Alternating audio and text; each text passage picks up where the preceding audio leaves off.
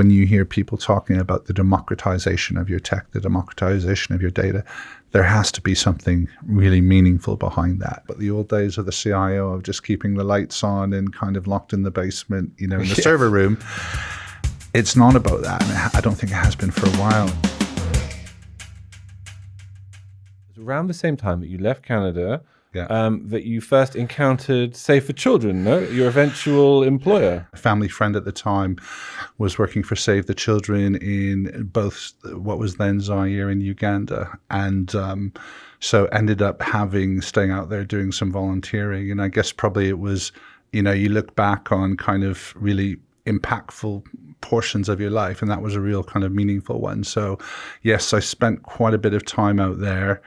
And then when I was approached for the job, I guess for this role almost a couple of years ago now, it kind of said, it was kind of, it seemed a bit almost like kismet in terms of, that previous connection. So when I was contacted by the headhunter, I was like, oh yeah, I'm definitely in that role, interested in that role, yes. Yeah. Was there a sense of like the organization you encountered on the ground a couple of decades ago, and the organization you encountered in this much more, corporate position, executive position, but it was the same atmosphere? I've worked, I guess my career history of I've worked probably largely last 15 years in the private sector. And so this is a return back to the not-for-profit sector. And if you look at kind of what humanitarian organizations like Save the Children are trying to do, it is very much that connected to purpose. It is to improve and improve the impact of children and the communities that we serve. And at that time, the nature of humanitarian work was, very much kind of as it is now. We can talk about how it's changing. But what you saw was people who are working in that industry is hugely committed to what they do, the connection to purpose and that real passion they bring to work. So in terms of the remit of what the organization's about, what it's trying to do, very much it's about supporting those frontline workers to maximize that impact. Obviously, it needs the funding, the digital, the data, the tech, the IT, the capabilities, the transformation to do all of that. So there's been a lot of change. But in terms of that connection to purpose, people really being there to drive it, to try and really do something a bit different is still very much the same. Cool. And give us a sense then of what the scale is like of the IT infrastructure you effectively have to oversee. Yeah, it's, we're talking in that we've got so it's an organization of what we've got of probably, we're talking somewhere in the neighborhood of over 1,000 plus employees. We operate in over 30 countries. And if you think of that, so that's actually it's operations in over 100 countries. So you're talking everything from and we've got, say, 5 million supporters. We run B2B. We run policy advocacy and campaigning. So the breadth of what we do as an organization is large. So in terms of IT, it's everything that you would expect in a normal function, such as your back office, your front office, your finance systems, all of these different things. But then you're supporting humanitarian work. You're supporting kind of frontline workers. You're supporting the people the sales and marketing that raise the money. You're supporting the volunteers. You're supporting the retail shop. So it's very traditional in terms of, say, from a private sector business at a Diageo or a Vodafone or a Selfridges, you still have your bricks and mortar retail.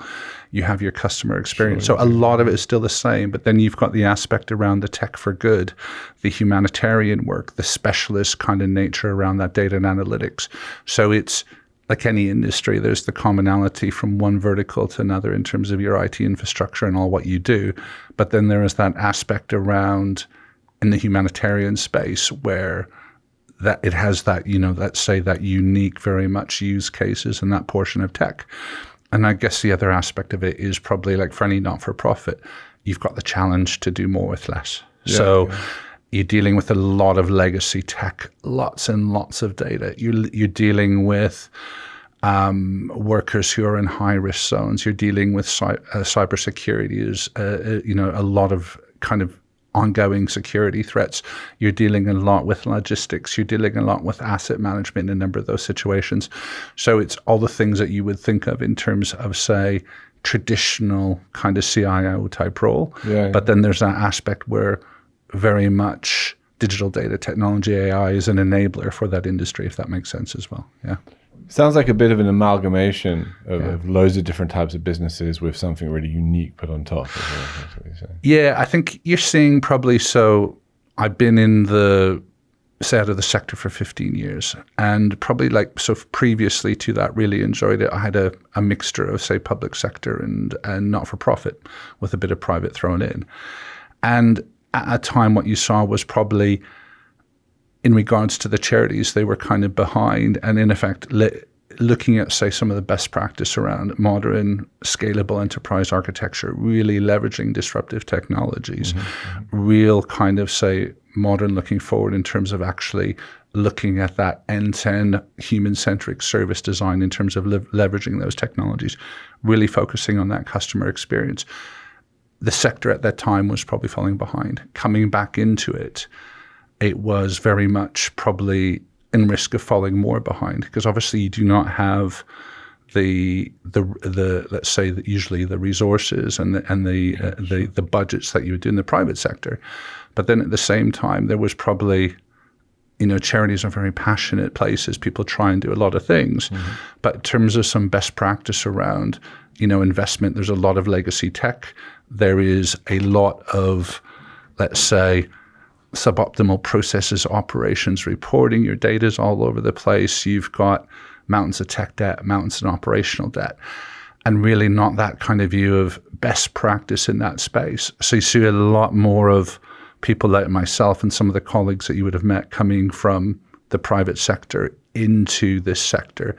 And it's not to say that it was professionalizing there, because there's a lot of excellent people that have come up, but it was just bringing more of that kind of very much that commercial focus in regards to really capitalizing on your investment in that space. It's kind of that point, I would say, it's probably still retaining the heart of a charity, but the mind of a business. So very much, rather than just saying it'll be nice to do this project, you're focusing on the so what. The tech's an enabler, but what outcomes are you trying to drive and what differences is going to make? And really also looking at things like, oh, we've delivered that project, move on to something else. You're looking at that continual improvement, that strategic adoption, that diagnostic around that. So that's, say maybe some of the things that were maybe a bit more prominent, say in specific industries like FMCG, retail, travel, hospitality, etc. And I think it's bringing that mindset into the not-for-profit world. And across that tech landscape, what areas do you see where you think, look, if there's nobody pushing this innovation or trying to make it viable and make it possible in the nonprofit sector, the nonprofit sector is going to miss out? What areas really stand out to you as like, you need to invest in this, you need to develop this capability? I think you see probably and this is common to most industries now around the use of all kinds of AI. It could be agentic, it could be Gen AI, it could be machine learning. And what you see is, I've touched on before, let's say most not-for-profits are behind in terms of lots of legacy tech, lots of data all over the place, lots of operational, suboptimal processes, operations, everything else. And it's not to say the world of SaaS platforms are there, because you're always going to need them. But the ability of a charity to really leverage that disruptive tech, to leverage AI, to leverage data and analytics. And there's also very much, a tendency sometimes in just, you get in the kind of death spiral of debate sometimes about, should we be doing AI? What's ethical AI? Of course, you've got to consider all of those. But it's probably demystifying that, simplifying that. So like, for example, for our journey the last year, we've been really focused on, let's say, the experimentation whilst getting the foundations in, and really looking to say, how do we now thoughtfully scale as we move forward? And it's not to say AI is the panacea that's going to kind of solve all of your problems, but it's looking at, from that experimentation, where do we see the opportunities? What's that business case value?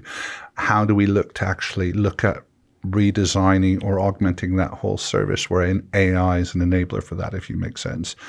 And so we've seen some very simple things like, any knowledge-based work which can be enhanced and augmented by AI. But then at the same time, we've got the opportunity to automate, streamline those processes.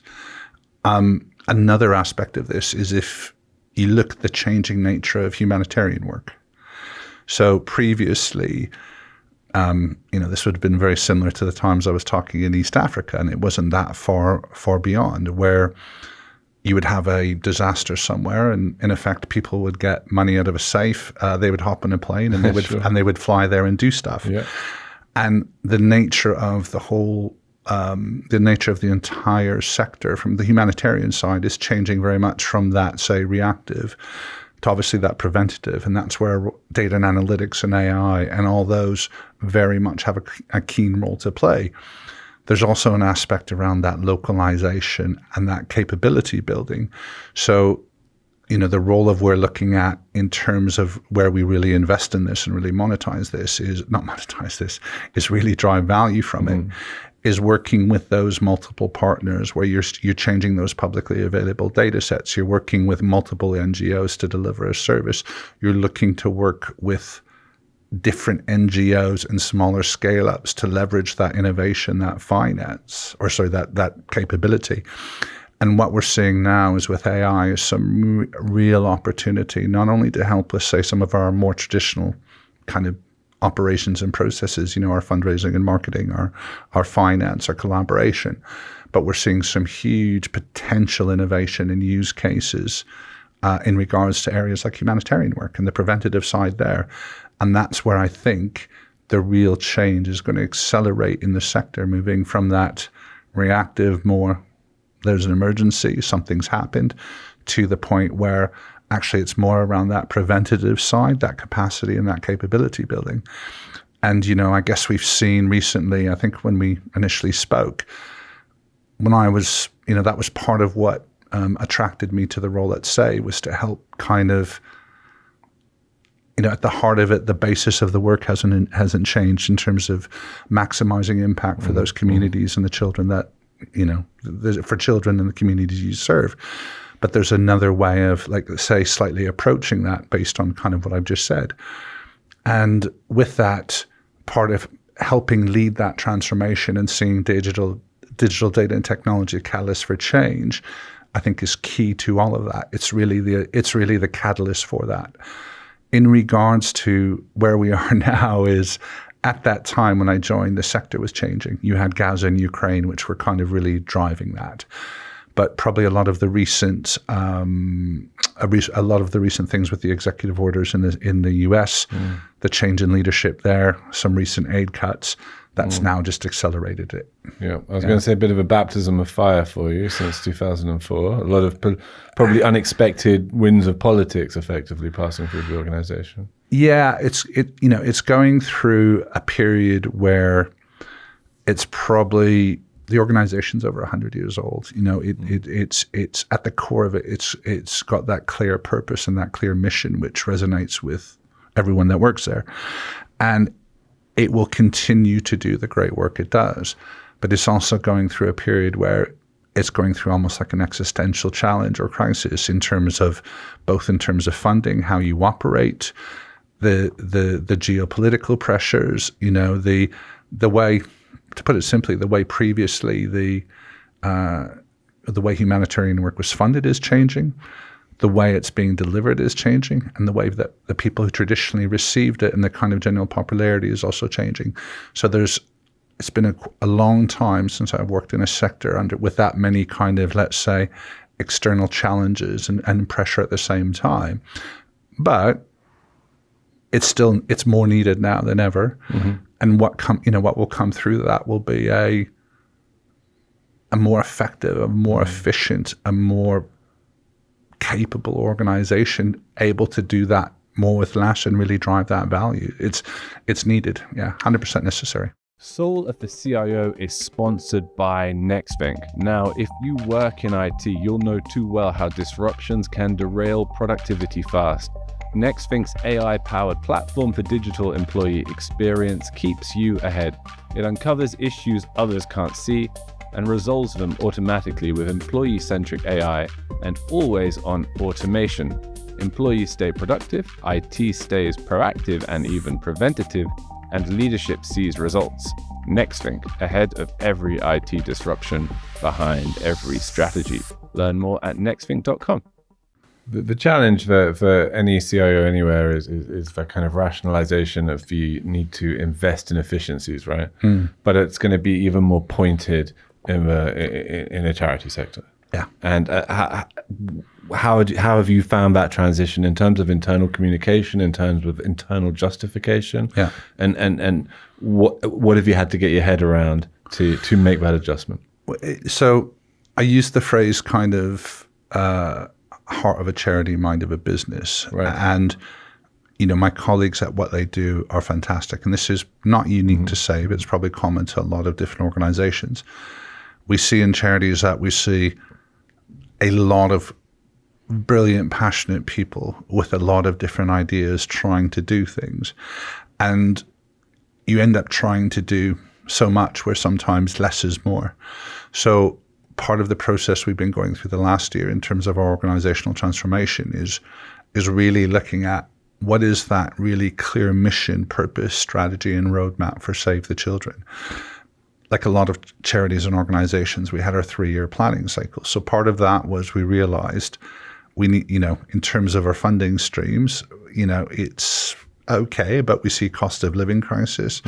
We see all the geopolitical challenges. We see, all of that. So in effect, whilst, financially we are still very much a healthy organization. That focus on where do we really strategically need to invest. So what's that multi-year roadmap where you are making those strategic investments, gaining those incremental gains, and how do you actually rally the organization around it? So part of the mindset is with other senior leadership in the organization, how do you operate and work as that strategic business partner to not only look at understand the organization's problem, each of the sales areas and challenges, but how do you actually then position digital data and technologies as strategic enabler? How do you build that strategic cohort to actually look at that investment, that roadmap? And, the view being, it's not just the tech, it's your processes, your operations, all of those that need to change and transform and do all those things to deliver on, do all the things that strategic ambitions that you have.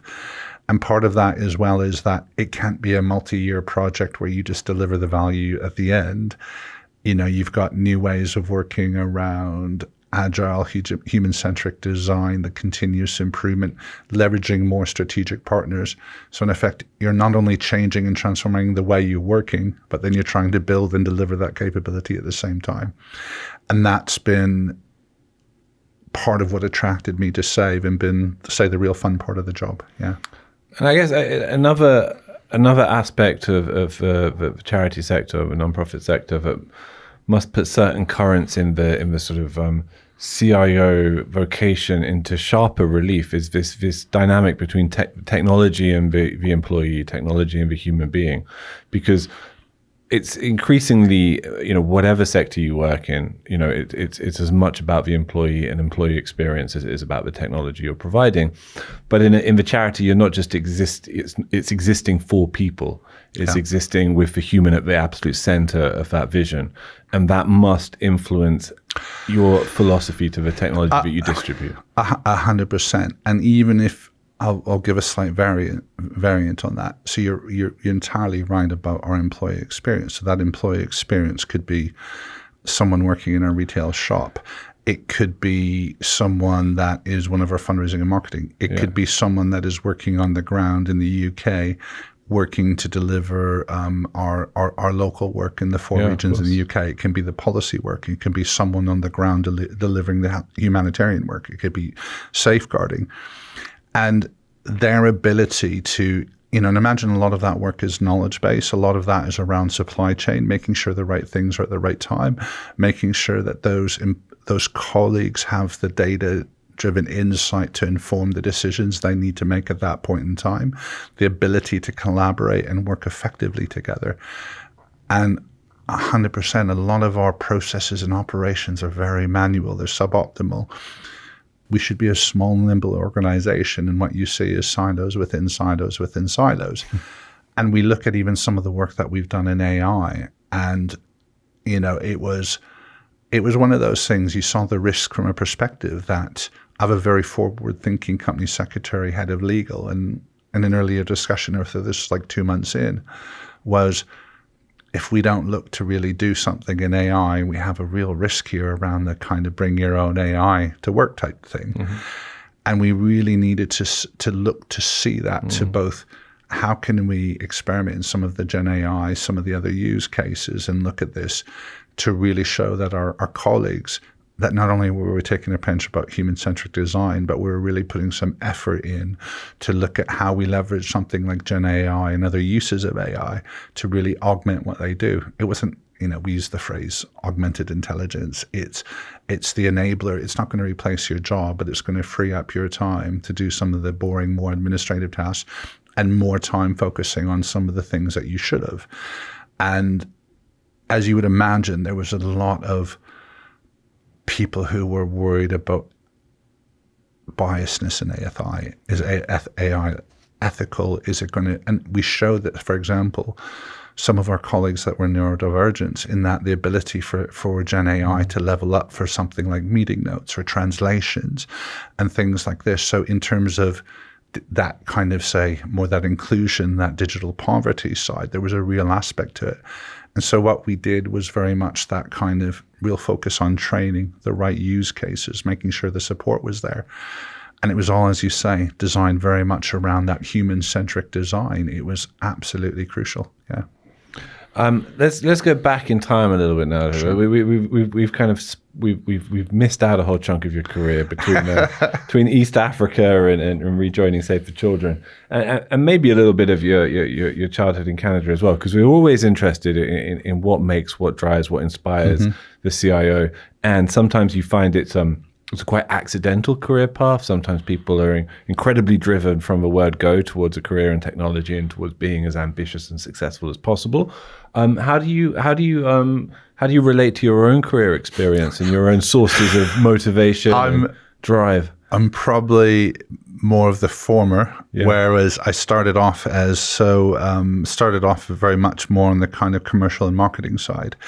So as an example, I've moved in senior leadership roles I was global omnichannel director at Sodexo. I was digital director at View Entertainment, which was on, running the P&L on the commercial side. Sure. At Vodafone, I kind of flipped in between, but all of them involve technology, and all of them, Tom, to your point, involve the customer experience. Yeah. And really at the heart of it was that transformation and that improvement. So in terms of, I would say, my path, it was always interested very much in that technology, very much interested in the ability of data and analytics, the ability of, machine learning and AI and predictive algorithms, been working with for 15 years. And so all of these things and all these advances, and really saw, very much around that, how do you leverage all of the things we've just spoken about, digital data, technology, and AI, to really provide a better customer experience, to innovate, to improve operations. And then at the end of the day, I still, whether it's a Save the Children or a Diageo, you have that connection to purpose, but it's got to be about the so what. At Diageo, it was about how we're going to drive growth, how we're going to retain our customers, how we're going to extend our business models.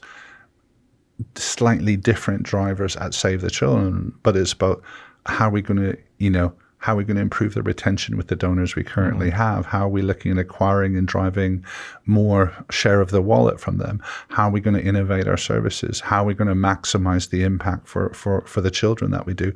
How are we going to get more efficient and effective so we can give more money to our frontline services where we really need it, rather than, say, additional on back office services, that sort of thing. So that whole piece around, and whilst I still, I think that commercial perspective is really important. What kind of excites me is that collaboration, that innovation, that transformation, and that making a difference to your customers. Yeah. Kind of a passion for problem solving, might I put you in this? So to your point, it's probably accidental, but very much around the intellectual stimulation, working with great people, the problem solving, and always kind of looking to innovate, improve, and move things forward. And, I guess I hate the phrase the new normal, but the old days of the CIO of just keeping the lights on and kind of locked in the basement, in the server room. It's not about that. And I don't think it has been for a while. No. And it's about how do you act as that senior strategic leader to really drive that innovation, to help drive transformation. Part of the thing I've always said with my teams wherever I go is, let's stop using the phrase the business. You're the business as much of them. So it's that it's that strategic business partner side. And I think, that's kind of what excites me. And I've been doing it for a few years now. But still, I think now as well, you'll have people use phrases like the fourth industrial revolution. But if honestly believe the potential capability of AI now over the next few years is just going to be unbelievable. Yeah, you sound very optimistic about it. Yeah, that's great. That's great. And how does look, you just described a CIO role in which the silos are already dissolving, already falling away. And you describe the kind of influence and impact of AI and what that's going to mean. What does that mean for the role of a technology leader in an organization in 5 years' time? I think it's a real changing one. And if you look now just around the aspect of the continuing need to partner and support transformation, to drive innovation, to look at those efficiencies improvements. But then you've got challenges like cyber. You have challenges around data security. You have challenges around cost optimization, all of those different things. So it's more of a purely technical role to the role of a CIO to really, how do you look to actually really the value creation? How do you leverage all of these different things to really focus and move the organization forward and drive value? Cyber is increasingly there. We talked about the opportunities of AI, but we're seeing we've seen enough in the press in the UK recently with Marks and Spencer's, with Co-op, with Oracle, even with some of these public sector bodies, where in effect it's social engineering through deepfakes and AI that is actually, the risks around AI in terms of looking at, say, some of the things it can bring in terms of streamlining and automating a lot of your detection, a lot of the whole way you manage AI is super powerful. But then the ability now in terms of social engineering and leveraging that AI, there was a stat, it was a presentation from a very excellent person who is MD of Accenture's global cybersecurity practice. She said 4 years ago, in terms of ransomware as a service, the cost was about $20,000 US dollars to actually produce a meaningful deepfake cyber simulation. Right. It's about $20 now. And the ability, it takes up something about 20 minutes. So even in terms of like the threat that poses and the ability now, we've got a session with our board next week. And a lot of this is particularly, we've seen over the last, say, 6 months, some of the increased threats to humanitarian NGOs over the last while. But even, cyber could become a full-time job. Yes, it may well do. When you think about that backdrop, and obviously part of your role is going to involve the nurturing of talent internally, but bringing in of young talent into the organization or any organization you work for. What qualities are you looking for in future technology leaders, in young, ambitious technologists? I think it's changed these days where if you look at the days of people like me using the phrase shadow IT or the tech team needs to do this, give us the requirements and they build it, those days are over.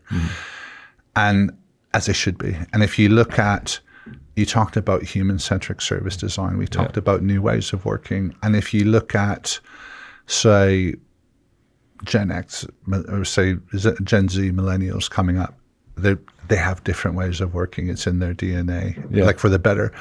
And so when you hear people talking about the democratization of your tech, the democratization of your data, there has to be something really meaningful behind that.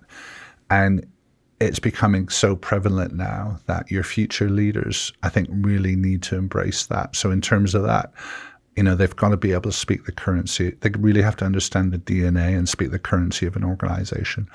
the soft skills matter as much as the technical skills in terms of being able to partnering, the strategy, the ability to actually problem solve and unblock and to build those cohorts. And the other thing I think as well is that kind of the rounded side of that, still very much seeing that opportunity and being almost like it's not like being a polymath, but you've got to be that multi-skilled part where you are becoming a senior strategic leader and stakeholder.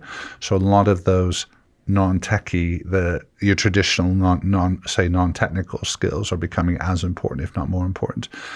And the pressures on delivery, on continuous improvement, value creation is absolutely key. So I think it will continue for most forward-thinking organizations to see that role continue and evolve. And, I don't think the concept of coaching, and it didn't occur to me when I was coming up that, you recognized and looked at good leaders. But I think now for those, the advice to kind of leaders coming up would be curious, always look to learn, look to interact, look to engage, spot those opportunities, really interact and get yourself out there, look to train.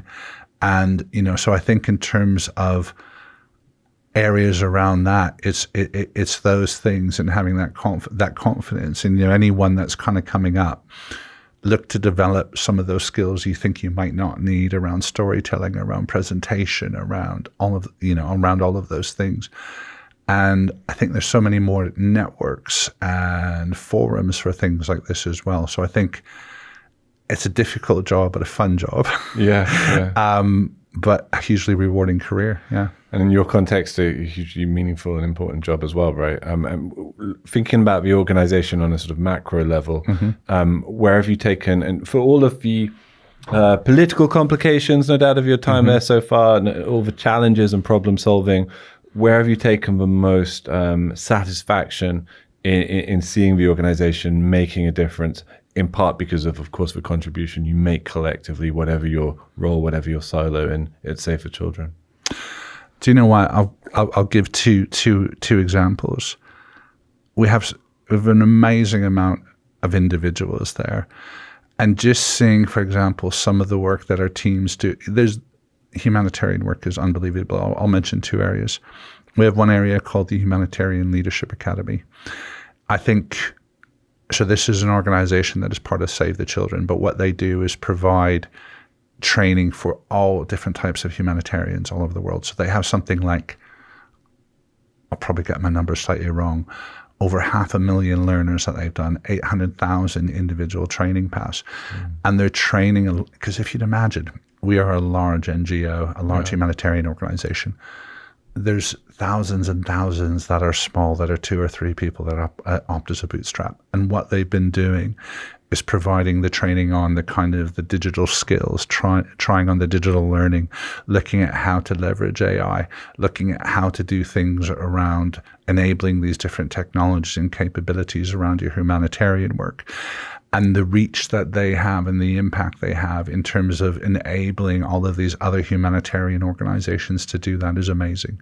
And they just do some great work. So that's one area. Because it's not it's not your normal thing, and it's just that continual learning for all of these humanitarian organizations that do not have the expertise in how to best leverage digital, how to best leverage technology. So it's a lot of things around that. Another area I would say is we have some great teams around policy and advocacy and campaigning. So as an example, currently in the UK, 1/3 of children live below the poverty line. And if you look at probably, say, digital poverty and the digital skill gaps, it's growing. It's not decreasing. So we have some teams that is doing some fantastic work with some of our partners in terms of meaningful training programs and programs that are looking at that digital skilling. So and digital, how do we reduce that digital poverty, particularly for children? But it could be for any of our beneficiaries. So it could be for children, it could be for their families, it could be for communities.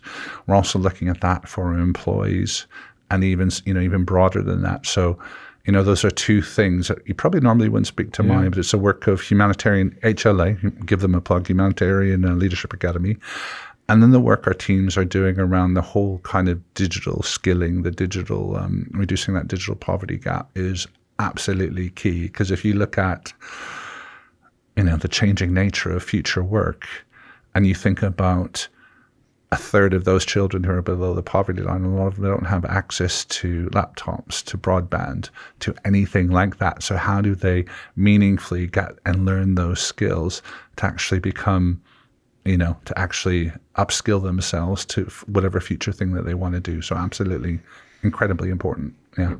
Incredibly important work throughout, Trevor.